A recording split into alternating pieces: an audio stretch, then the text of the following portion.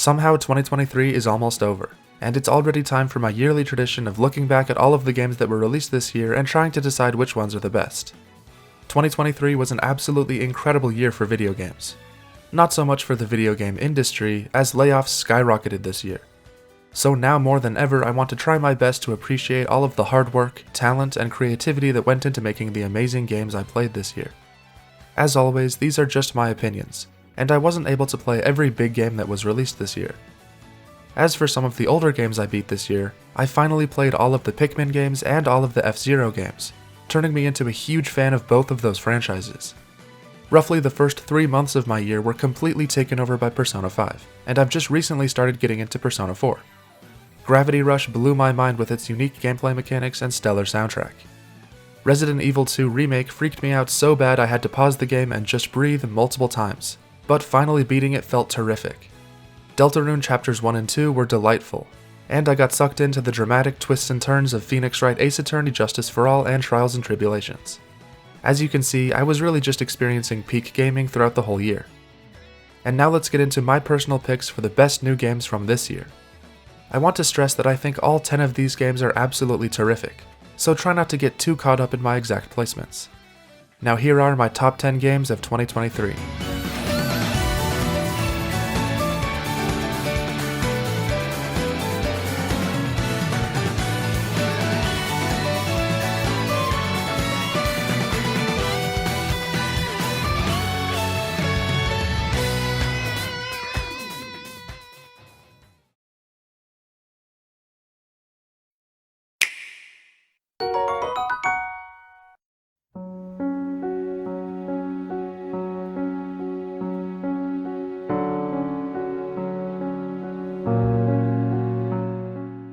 Planet of Lana is a really solid 2D puzzle platformer, and I really enjoyed traveling through this beautiful world alongside this cute animal companion. It's a pretty short game, but honestly I've grown to really appreciate short and high quality games like this. There isn't any dialogue throughout the entire game, so the experience is entirely based on the visuals and sound design. The robots that you have to avoid felt super threatening, and led to a lot of tense moments. The story is simple but well told, and I was engaged all the way to the end. I know saying that it felt like playing a painting is something that gets thrown around a lot, but every new scene genuinely felt like I was looking at a moving piece of art. As long as you're in the mood for some slow-paced gameplay, this game can feel really immersive. The music is great too, and there were plenty of puzzles that challenged me and felt satisfying to finally solve. Planet of Lana feels pretty similar to games like Limbo and Inside, and while it doesn't do anything revolutionary, it's still a really solid adventure game that I had a blast with.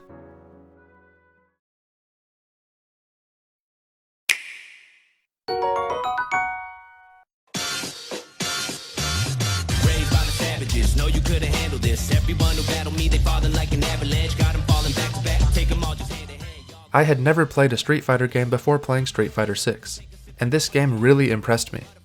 I don't have much experience with fighting games in general, so learning the controls and slowly improving over time felt great. This game has a full-on RPG story mode, and while it isn't incredible, it gives you a reason to practice and get better at the controls, and that motivation to keep playing was exactly what I needed to get sucked into this universe. Running around the hub worlds and fighting every random person I could was so much fun, although the story mode did overstay its welcome a bit by the end. Once I got a handle on all the different mechanics and special moves, Street Fighter 6 became addictingly fun.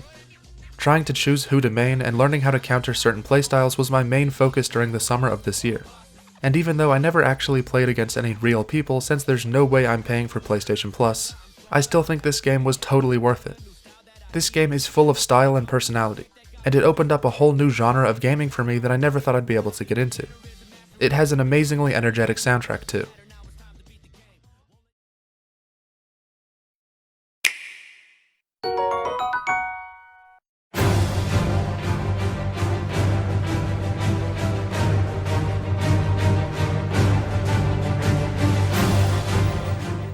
Just like Street Fighter, Final Fantasy XVI was my first time playing any Final Fantasy game.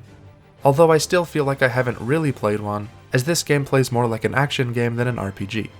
But I'm totally fine with that, and I actually really enjoyed the larger-than-life combat and boss fights. The first 20 hours of this game had me totally hooked, and I was ready to call this one of the best games I'd ever played. But unfortunately, as the game went on, the extremely linear world design and convoluted story started to affect my overall enjoyment. I still think this game is great, but it did get a little old by the end. The boss fights in this game are truly impressive, and every time I thought the scale got as big as it possibly could, the next fight would somehow outdo the last one. The terrific music does so much to sell the epicness of every scene. The combat always felt great. Using all the different abilities and dodging at the perfect time never got old. This game is extremely linear, and it sometimes feels like you're watching a movie and not actually playing a game. But I'm totally up for that kind of game every once in a while, and I really enjoyed Final Fantasy XVI, flaws and all.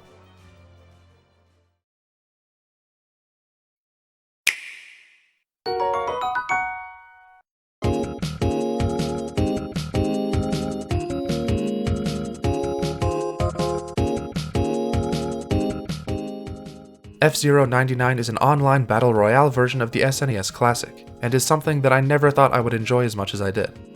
I instantly got hooked on the intense high-speed gameplay, and it pushed me into going back and playing every other F-Zero game, which was such a fantastic journey. I always want to play just one more match, as a first-place victory never feels too far out of reach. There's some real skill required to do well consistently, and the controls felt super tight and responsive once I got used to them.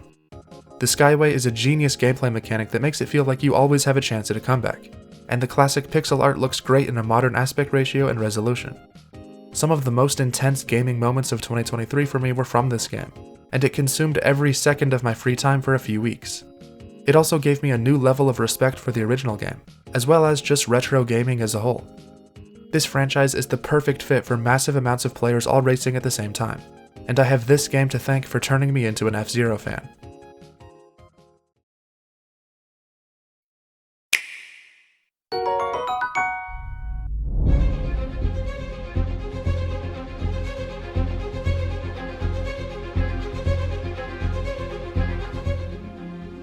Spider-Man 2 is the long-awaited sequel to one of the best games on the PS4, and for the most part, this game totally delivers.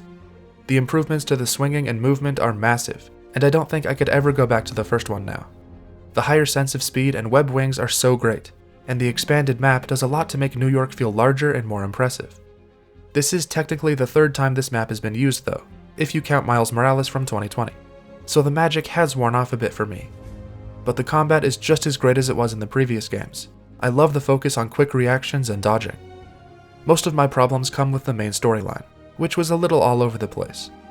There were way too many extended sequences where you don't get to play as Spider-Man, and I always immediately wanted to get back to swinging.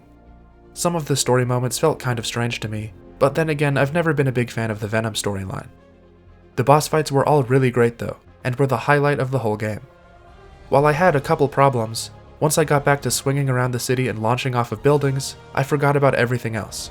Flying through the sky, pulling off tricks, and building momentum makes you feel super cool. This is one of the few PS5 games that really feels like a next-gen experience, and the fantasy of becoming Spider-Man is basically a reality thanks to this game's ridiculously fun gameplay. Okay, now that we're halfway through the list, it's time to talk about a few halfway new games. These are games that aren't full new releases, but were still great parts of 2023 and I didn't know where else to put them. Don't worry, I'll keep it short. Super Mario RPG got a beautiful remake, and while I haven't finished it yet, I've been having a ton of fun with it so far. It looks terrific, and the updated soundtrack goes so hard. It's easy to see why this game has such an important legacy and impact on the gaming industry as a whole. Xenoblade Chronicles 3 got its final part of the expansion pass, which was basically a whole new game in terms of content and story. I thought the story was a great send-off to the trilogy as a whole, and all the callbacks and references were great, if a little overbearing at times. But hey, I'll take any excuse to get more time with Shulk. And the music is amazing as usual. So good I used it for the intro of this very video. Metroid Prime Remastered came out, even though it's more of a remake since it got a full visual overhaul that looks incredible. I seriously think this is the single best looking game on the Switch. It looks like a game from the future next-gen Nintendo console. Metroid Prime totally holds up today, and this fresh coat of paint is the perfect way to experience this masterpiece. And finally, the Mario Kart 8 Booster Course Pass came to an end this year, and I think it was pretty solid overall. More fun courses are nothing but a net positive, but a lot of these tracks are just boring city courses that don't look very visually impressive. It's so great to see so many classic courses come back though, and to be honest, I'm kind of relieved Maka Woohoo and Woohoo Loop didn't show up, so they can get fully remade in the next Mario Kart. Alright, back to the normal list now.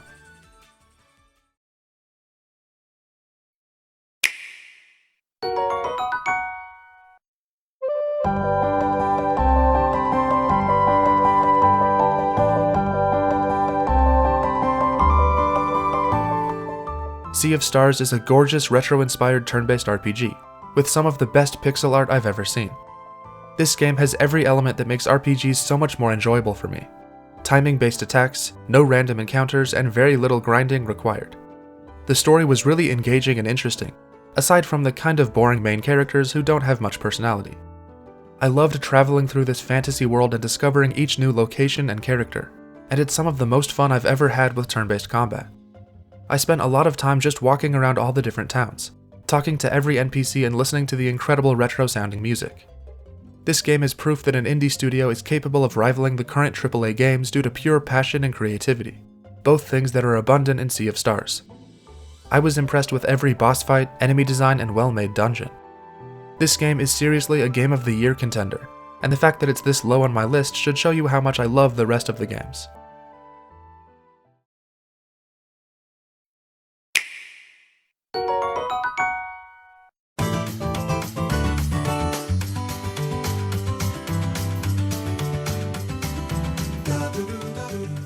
Super Mario Bros. Wonder is the shakeup that 2D Mario has needed for a while now, and it feels like the beginning of a bright new era of creativity for the Mario series. The beautiful backgrounds and detailed character animations are fantastic, and the Wonder Flower mechanic brings so much unexpected fun and joy to every level. The controls feel super tight and responsive, making the platforming feel super satisfying. 2D Mario absolutely deserves a place alongside 3D Mario, as the core gameplay loop of both is very different. And Wonder proves how great 2D Mario can be, while having the massive amount of new ideas and unique enemy types that are usually reserved for the 3D games. I think Tropical Freeze still reigns supreme when it comes to Nintendo 2D platformers, but the fact that Mario is even challenging Donkey Kong Country in terms of quality is amazing. My only real complaint is the boss fights, as they're pretty boring and uninspired, especially when compared to the rest of the game. Mario Wonder was delightful to play through, with level design and platforming challenges that were consistently fun and enjoyable. This game feels like a dream that the fanbase would come up with, and I'm just so grateful that it actually exists.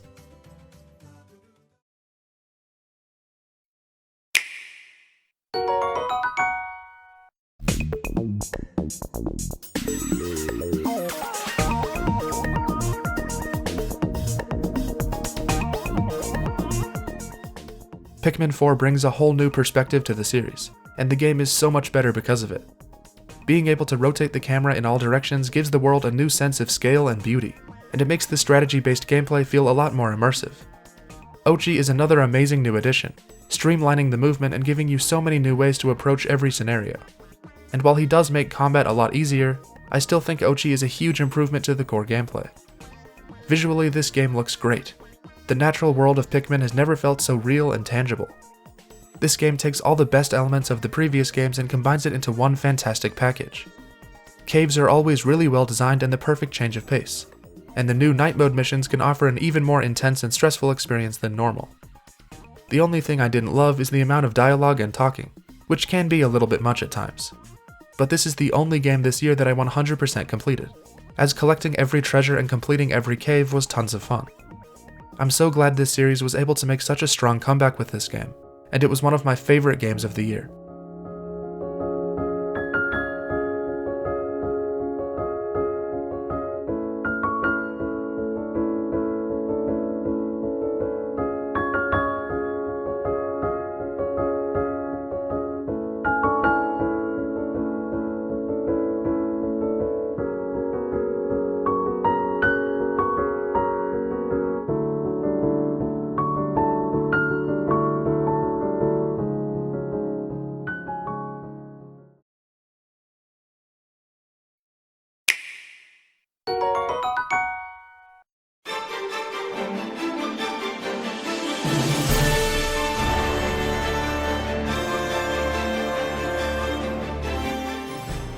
I've had quite the journey with The Legend of Zelda: Tears of the Kingdom. Almost 4 years of anticipation and hype is a pretty massive amount of expectations, but this game still managed to surprise me in so many ways. The reused map felt entirely fresh and exciting for the first 50 hours or so, and discovering the depths was such a great moment. All of Link's new abilities are fantastic, making exploring Hyrule so much better. There's like 100 different ways to approach every puzzle. The amount of player freedom is truly unprecedented. The story is more ambitious than the previous game, but unfortunately ends up feeling more messy and less focused in the process. But thankfully the dungeons have interesting and unique themes this time around, although they aren't quite as well designed as the dungeons from past 3D Zelda games. The boss fights are hugely improved. They're just as massive in scale as I hoped for.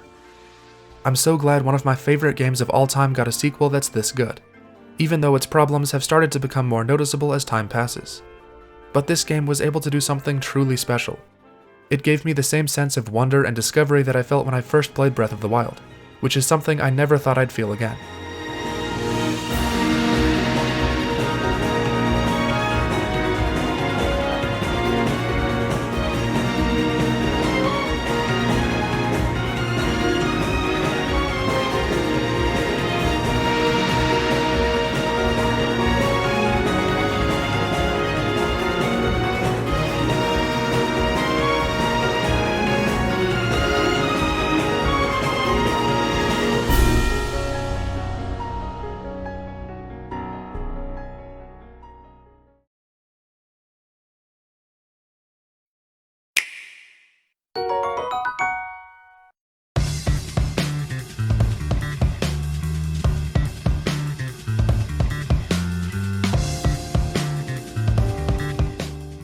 Hi-Fi Rush came out of nowhere at the very start of the year. It was released on the same day it was revealed, which gave me a gaming experience that I haven't had in a very long time. Based only on a cool premise and great box art, I got to play through a terrific game that I knew nothing about. Playing through Hi-Fi Rush for the first time felt like playing a game as a kid, where every new level and boss fight felt entirely fresh. Before I had time to build up expectations or overthink everything, I was already playing it myself. An action rhythm platformer where you fight to the beat of the song feels like a dream game that was made for me specifically, and it's so much fun that I now wish every game ever had this style of gameplay. The cel-shaded cartoon style is incredible, the characters are full of so much charm and personality, the humor and jokes are genuinely hilarious, and the stylish boss fights are an absolute blast.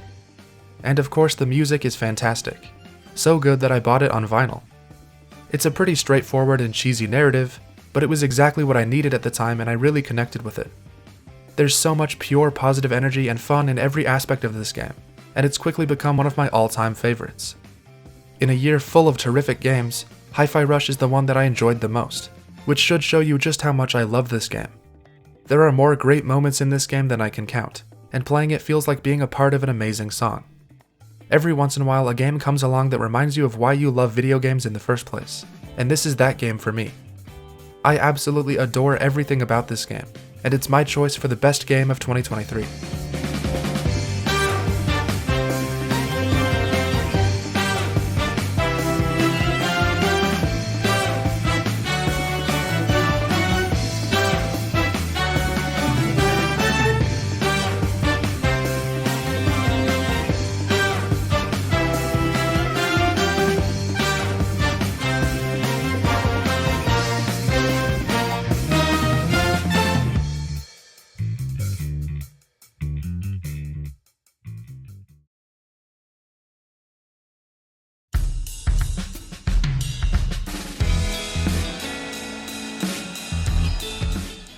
And that's my list of the top 10 games of 2023.